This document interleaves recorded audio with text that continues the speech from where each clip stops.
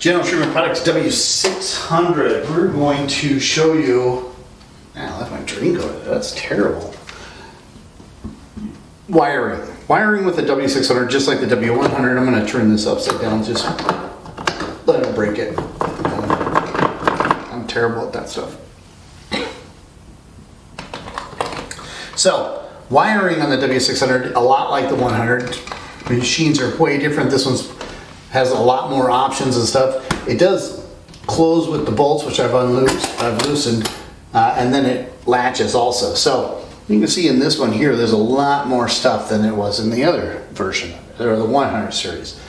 The label will always indicate what's going on with these three strips. This being C sensor label number 1, which is the top sensor board. C sensor label number 2, which is the bottom sensor board.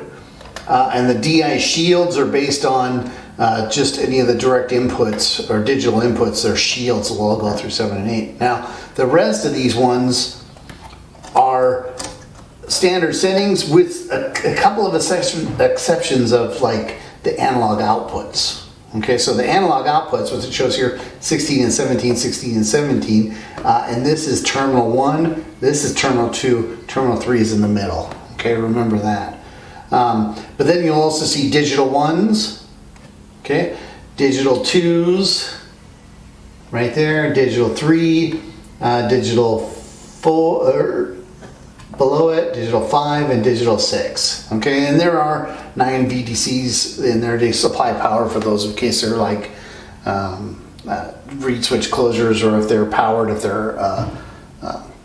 powered switches. Okay, but that's basically how you read it. Label 1 for sensor number 1, label 2 is for sensor card number 2.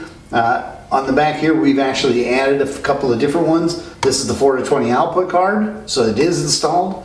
And this one here is the Ethernet card that you can see it's also installed in there. Okay, guys? Very good.